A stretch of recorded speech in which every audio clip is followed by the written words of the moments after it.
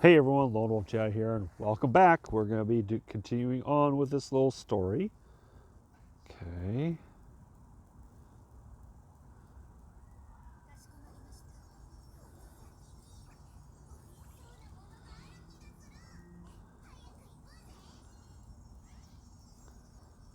Okay, let's do the elevator thing. Back to the elevator.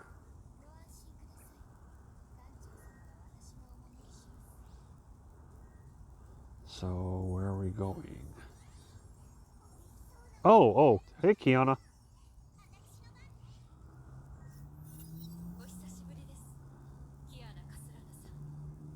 Long time no see, Kiana Kaslana.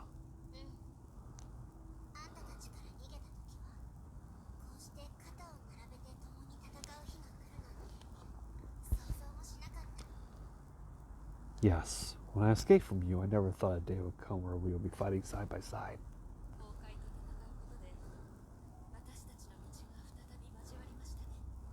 You could say the task of resisting Honkai has made our paths cross again.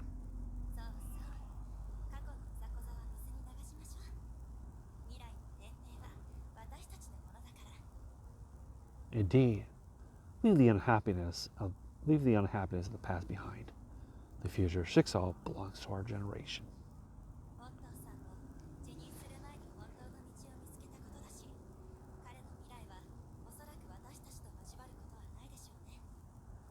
Before Otto Palkus resigned, he also found his true path. His future probably won't overlap with ours again. What? What do you mean by won't overlap? Nagamitsu, you really?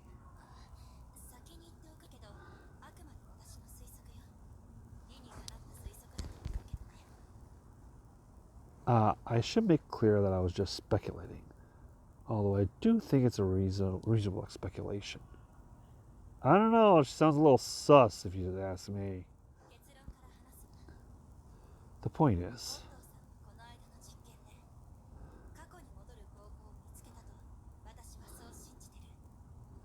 I believe that in previous experiments, Mr. Otto finally really found a way to return to the past.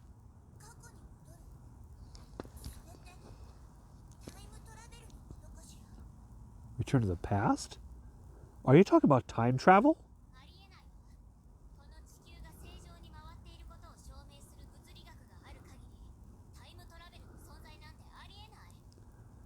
How is that possible? According to the physics of our world, time travel cannot happen.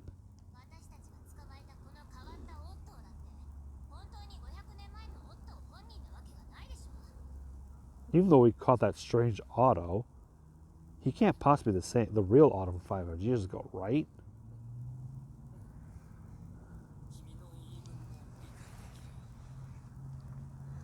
Give me a minute. My back's starting to hurt. Got some pain relievers in my pocket. Oh, man. Sucks getting old, folks. Sucks getting old.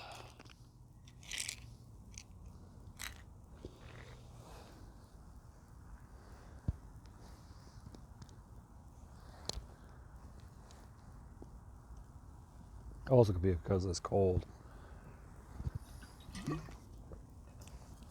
This cold weather. Alright, I understand where you're coming from.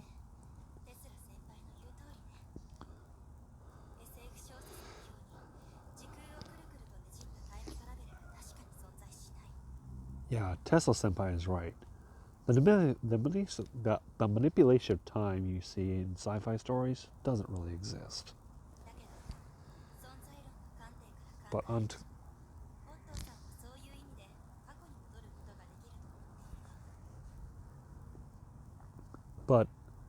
ontologically speaking, I think Mr. Otto found a way to return to the past in some sense. Hey, are you just playing word games?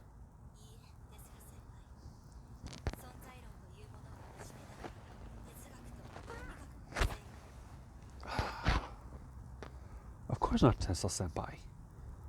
Ontology is a serious area of study in philosophy and logic.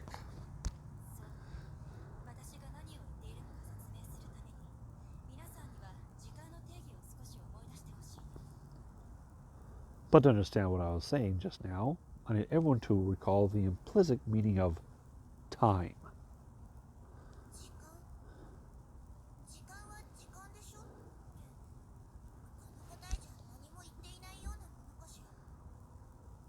Time, isn't it just time? There's nothing more that can be said about it, right? If I may quote the doctor, people normally see time as a strict cause of events, strict place of cause and effect. But to a more non-linear perspective, it's a great big wibbly wobbly ball of stuff. Or a great big ball of wibbly wobbly, timey wimey stuff. Thank you, David Tennant. Great job as a doctor in that episode. By the way, it's the episode Blake. Introduced us to the Weeping Angels.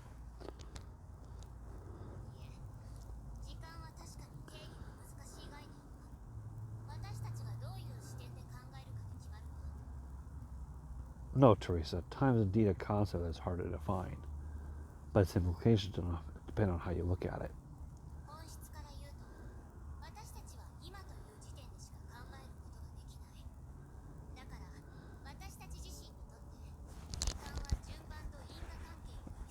Exactly what I just said.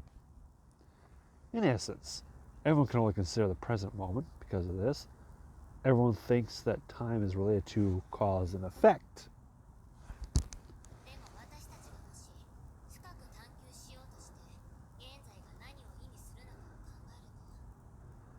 But if we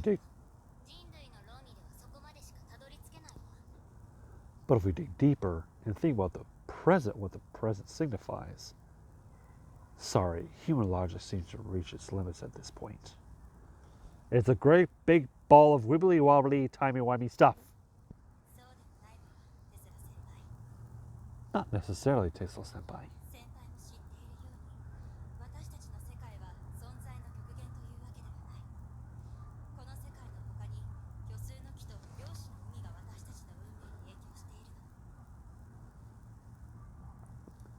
As you probably know, our world isn't the limit of existence. Outside of our world, the imaginary tree and Sia Quanta also affect our fate.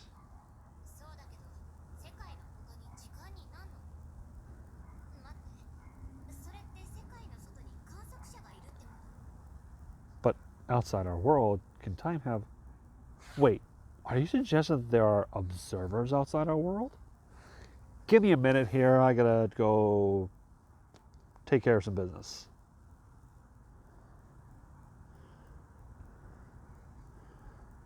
Okay, yeah, Jock Peterson. Yeah, Jock Peterson, he did that. Okay, be right back.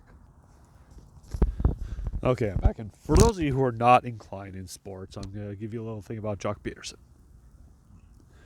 Jock Peterson this year became one of very few players who won a world championship with one team one year and another one with another team the following year. Last year, Jock Peterson was with the Los Angeles Dodgers, and the Dodgers ended up winning the 2020 World Series in 6 games over the Tampa Bay Rays. This year, he was, after spending a little bit of time with the Chicago Cubs, he was acquired near the trade deadline by the Atlanta Braves, who won the World Series this year, 4-2, over the Houston Astros. So, there's a little bit of sports info for you guys. That explains the whole Jock Peterson thing on there. By the way, congratulations, Braves. You earned it. Anyone but the Trastros. Anyway, back in this.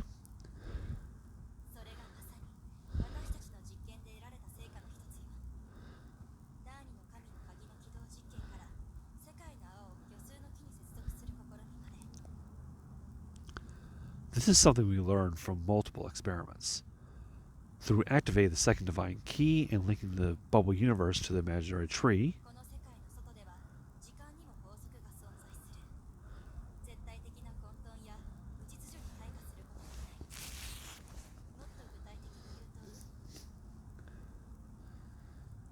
We determine that outside our world, time still abides by certain rules and won't degenerate into chaos. To be more specific,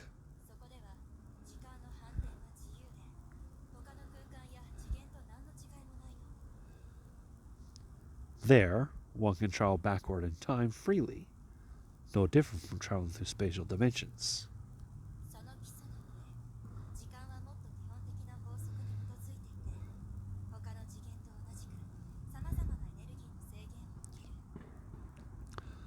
On this basis, it follows some other basic principles. Similar to other dimensions, it has various types of energy restrictions.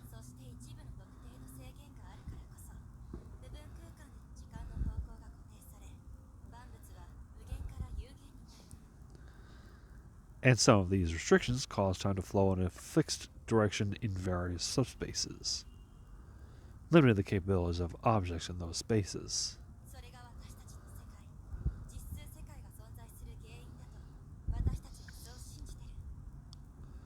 We believe that is the reason for the existence of everything in our world.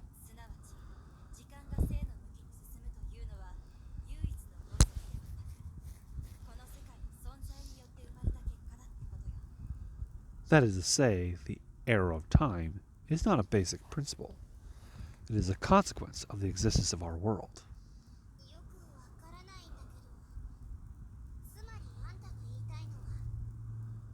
I don't fully understand, but are you trying to say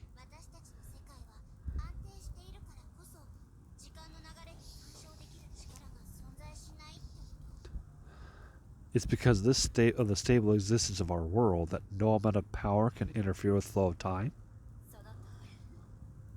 Exactly.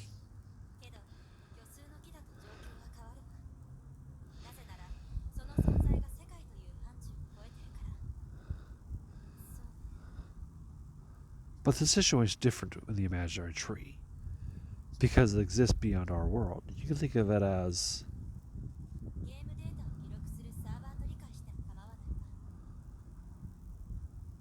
oh god, that image. Oh man, these images.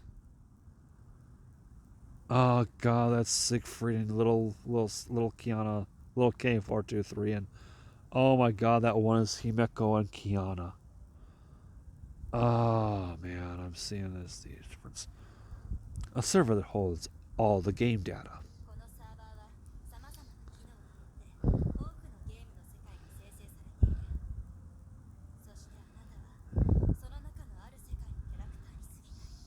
For a second, I thought I was breaking the fourth wall. The server has all kinds of mechanisms to generate countless game worlds, and you are just a character in one of those worlds. Wait, is it breaking the fourth wall?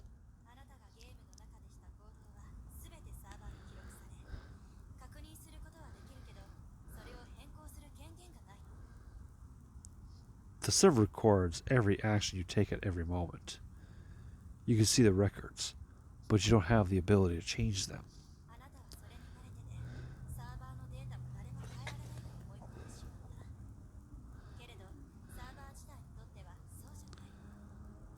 Because you are used to this, it seems like the data stored on the server cannot be changed, but to the server itself, there are no such restrictions.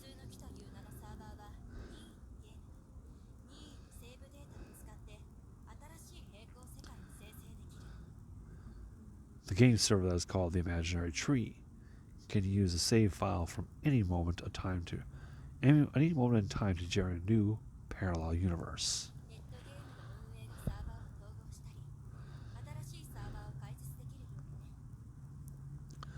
Just like servers in online games, universes can be opened, closed, or merged.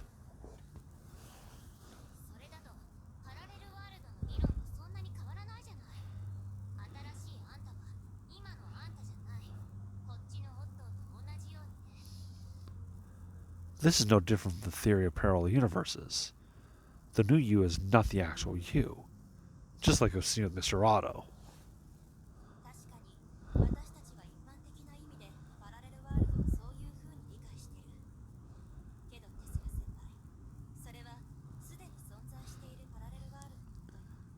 True, that is how we ordinarily understand parallel universes. But that's referring to already existent parallel universes, Tesla Senpai. What do you mean?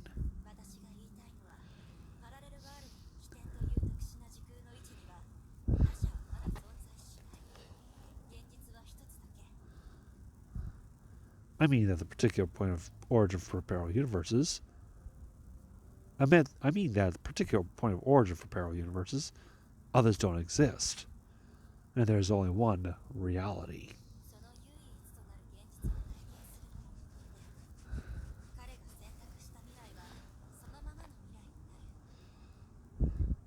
To someone experiencing this single reality, they can choose the future they want.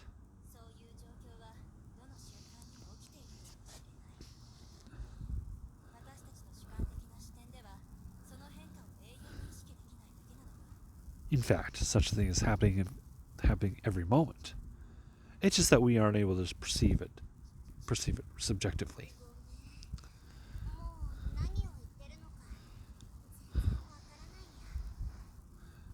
Typical Castellana. Sorry, I'm already completely lost.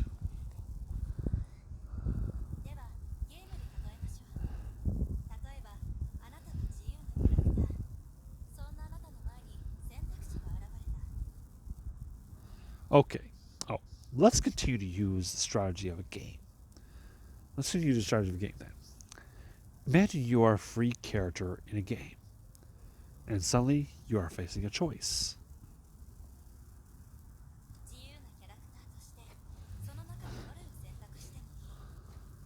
Because you have free will, you can randomly select either of these two choices.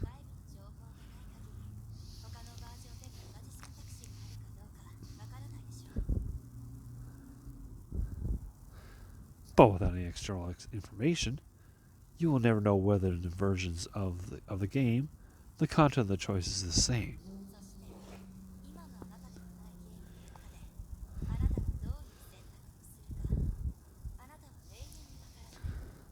You also don't know which choice you made in other versions of the game.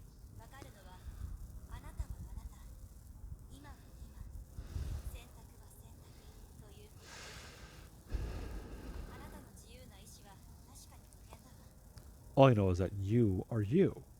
Now is now. And that a choice is just a choice. Your free will actually never changes.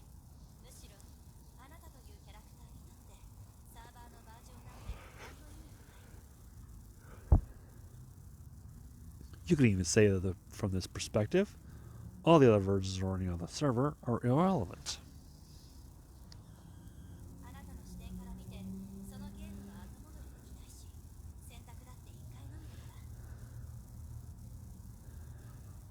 From our point of view, there's no way to return to earlier parts of the game, and you only get to make choices once.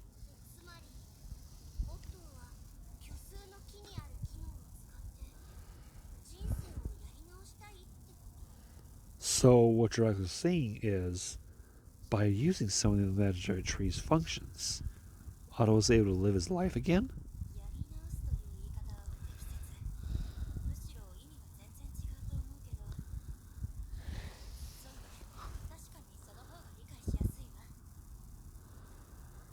Maybe living life again is not the best way of putting it. It even has the opposite conclusion connotation.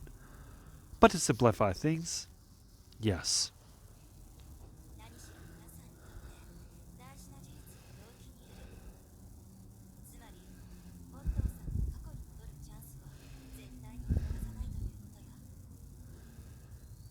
But I know that. But I know what. But now. But I know. But I know that what's really important is attention. Mr. Otto wouldn't give up an opportunity to return to the past. Oh, I see.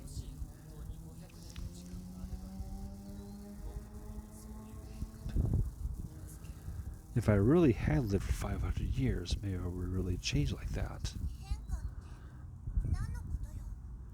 What changes are you talking about?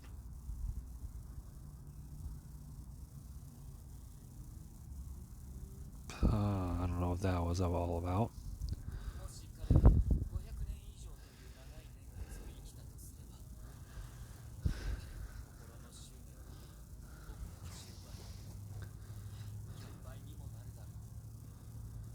If someone lived for 500 years, his sessions would be 10 times stronger than mine, or even 100 times.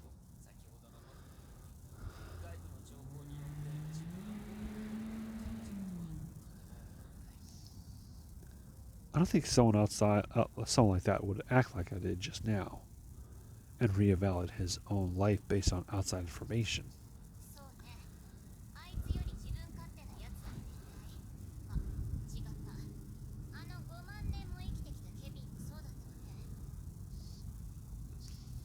Yes, no one in the world would be more stubborn. No, maybe Kevin would be. By the way, it's pronounced Kevin, not Kevin. Okay? I do know the whole thing about Japanese people pronouncing V like B. This goes all the way back to when I started, when I started watching Dragon Ball Z. Vegeta is not pronounced Vegeta in Japanese; it's pronounced Vegeta. So let's just leave it at that.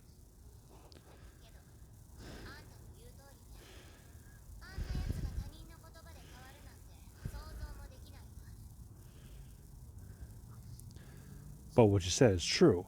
I can't imagine that someone like that would make any changes after hearing what others have to say.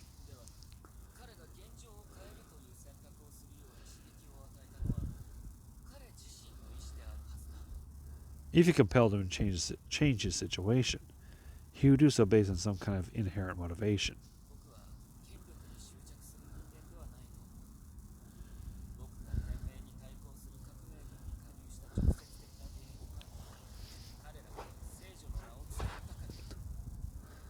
I don't think of myself as one who clings to power. The reason I joined the Resistance Army was that they fought under the banner of the Holy Maid.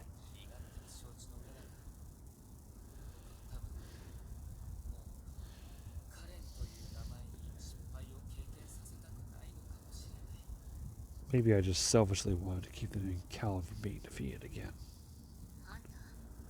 You. I'm telling you the honest truth.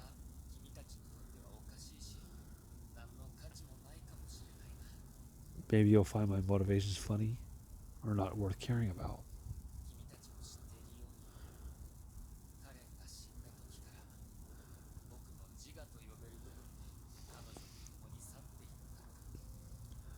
But you should know that when Callan died, that part of myself called the ego went with her.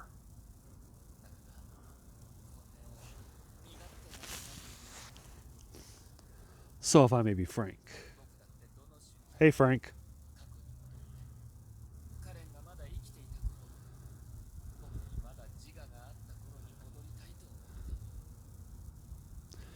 There's not a moment when I don't wish to return to the past, to those days when Callan was still in our world, to return to the time when I had an ego.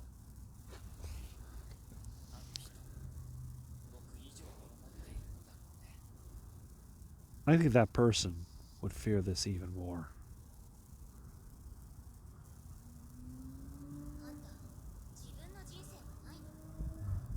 But don't you have your own life?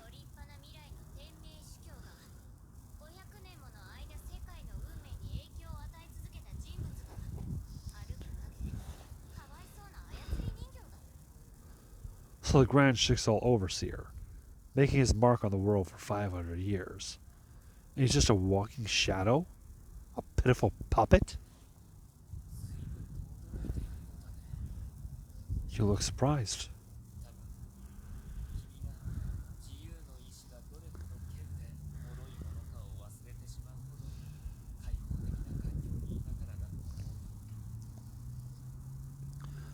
I think that if you live in a sufficiently unrestrained environment, it's easy to forget how uncommon and fragile free will is. You should know that an extraordinary person like me.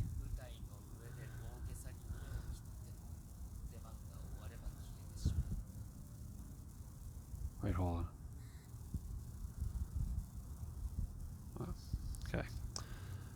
Life's but a walking shadow. A poor player. A poor player that struts and frets his hour upon the stage, and then is heard no more. It is a tale told by an idiot, full of sound and fury, signifying nothing.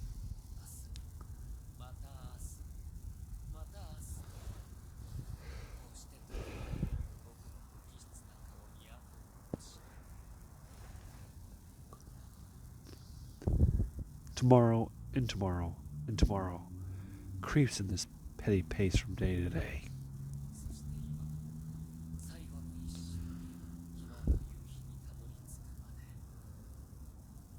To the last syllable of recorded time, and all our yesterdays have lighted fools.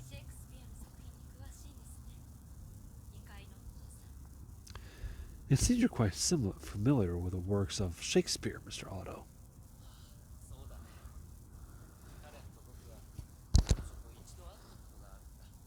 Oh, that's Shakespeare. Yes, both Cal and I had encounters with her.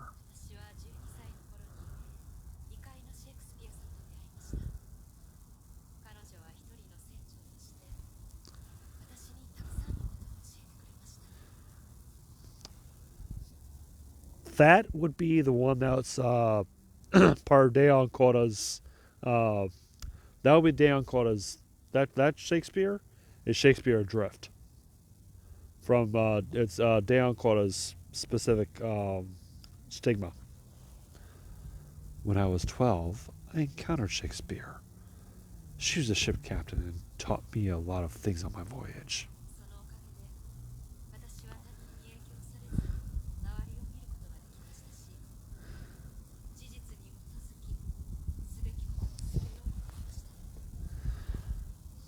It was her that encouraged me to see the world in my own way, and to ground my decisions in reason.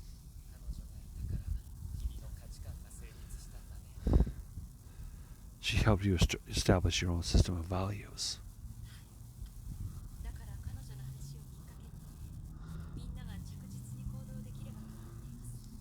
That's right. While we're on the subject, I hope everyone will act reasonably.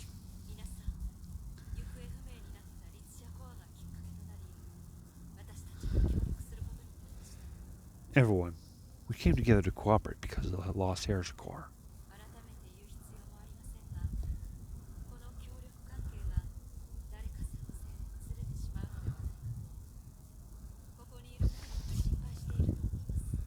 Let's not beat around the bush.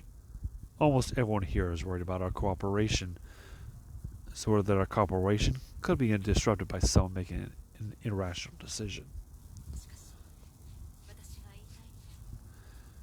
But what I wanted to say was,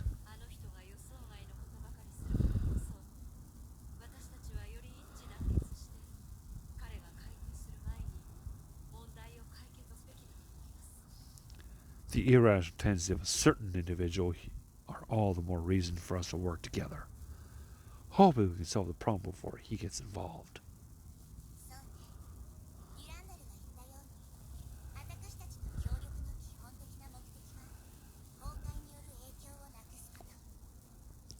Indeed, just as Durendo said, the ultimate reason for our cooperation is to eliminate the dangerous effects of Honkai.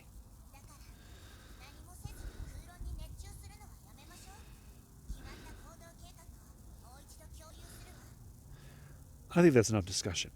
I'll now repeat the plan that we drew up earlier.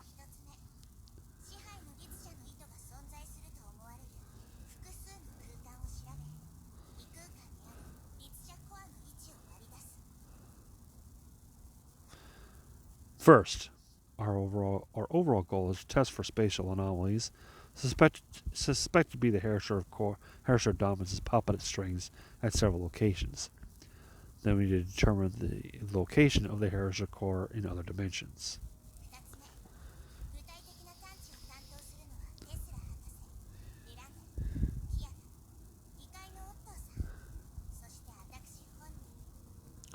Second, the personnel who will be doing these tests include Dr. Tesla, Mr. Randall, Kiana, Mr. Otto, and myself.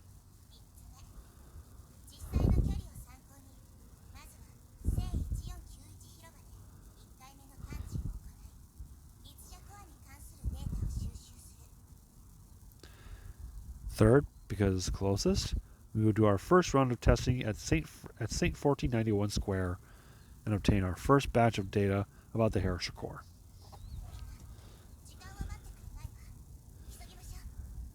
There's no time. There's no time to waste.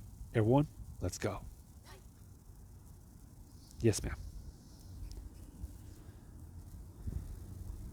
Okay. That will be in the next video.